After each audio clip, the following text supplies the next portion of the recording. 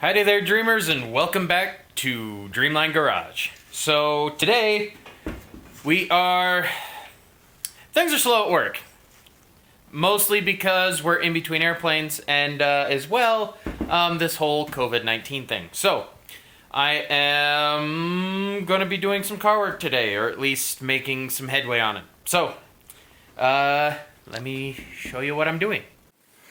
All right, so we are here with VEE. We are starting to do some prep work so that we can get serious about getting Eddie back on the road. So as I'm pretty sure I had said before in a previous video, VEE will be getting a resto mod done, but to start, she's going to be being used for parts. Namely,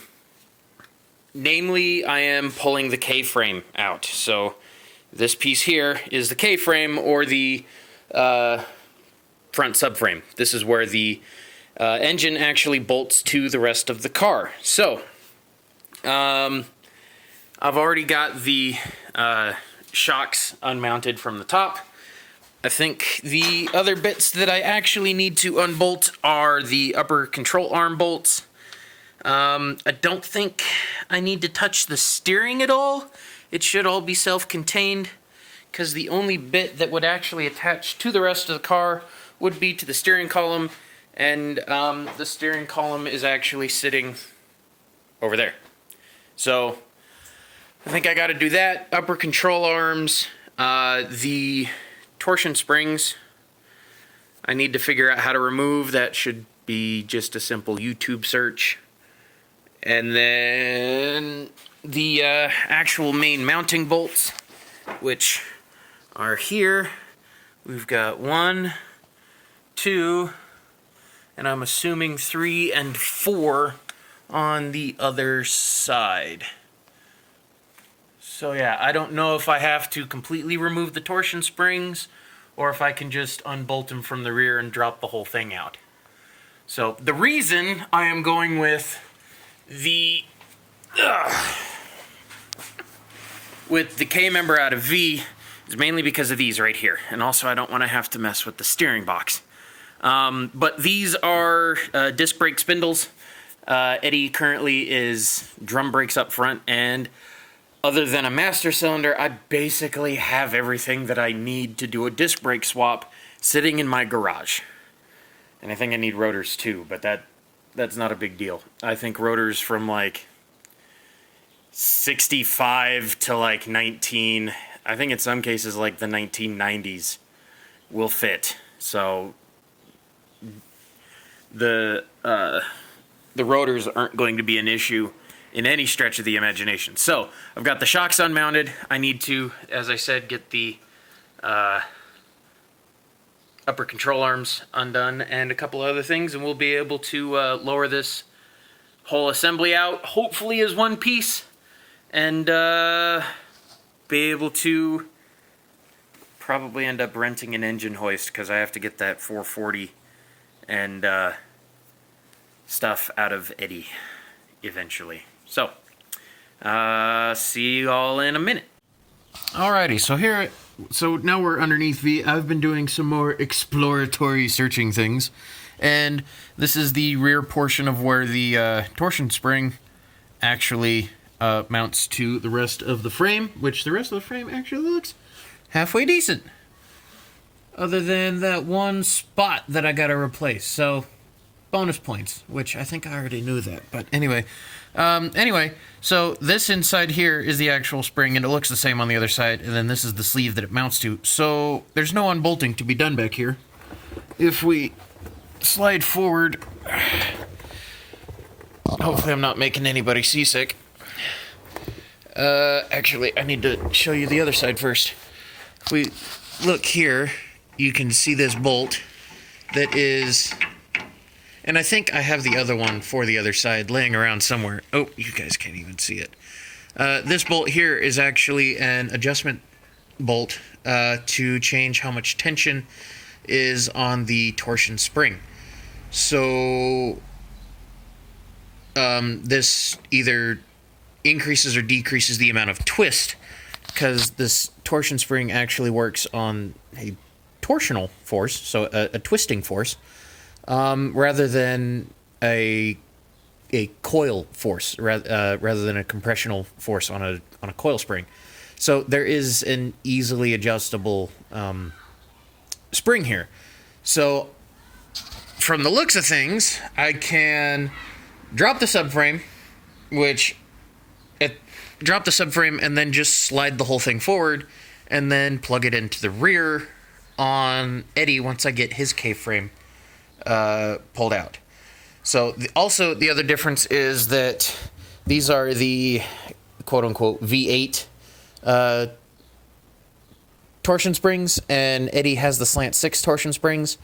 I've been kind of debating on whether to keep the slant 6 torsion springs just because of the overall lighter weight and being able to hopefully transfer weight better, but also having to think about Eddie as a still streetable car, and I can probably just pull all of the torsion out of the springs and get just as good of a launch out of him using the V8 ones. So I think I will end up going with the V8 ones. We will have to see. So I am going to work on getting the upper control arm unmounted from the car on both sides, and we will go from there. Okay, made some progress.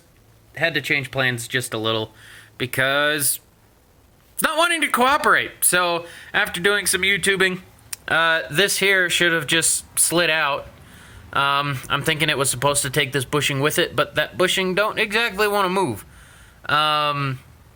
So what I ended up doing was left the upper control arm in place, popped the ball joint. The boot was already blown on it. Also, there's a weld up here, because this is a screw-in ball joint, and they welded it in. So that might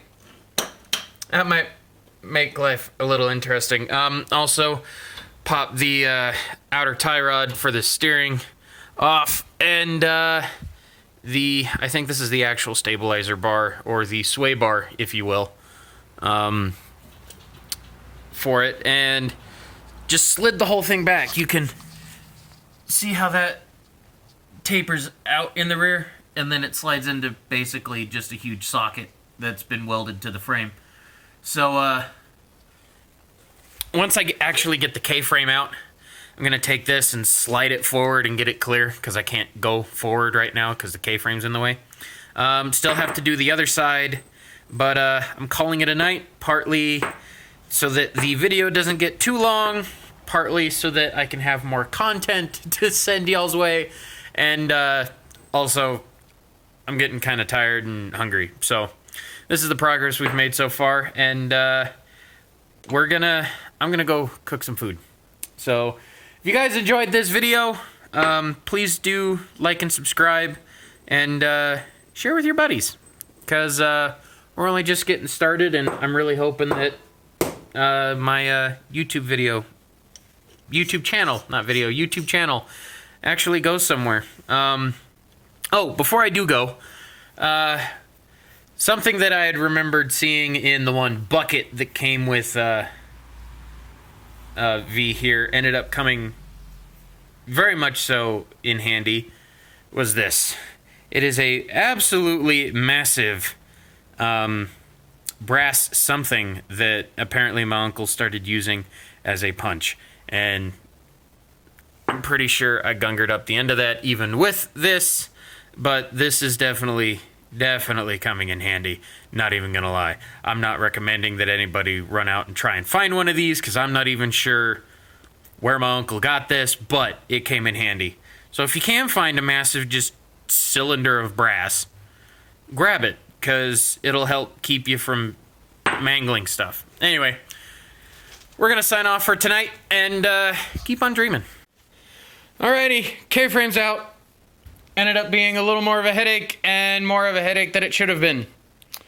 So this is actually the second day after I started yanking all of this. I'm just going to tack this on to the end of what should have been the end of the video. But for anybody who is doing a Dodge or Mopar A or B body or anything that uses torsion rods or torsion springs. This just holds, this is just the mounting bolt, basically, for the control arm. The torsion spring, see how that looks like a big old bolt head? The other side looks exactly the same, and they just sit in this little cup here.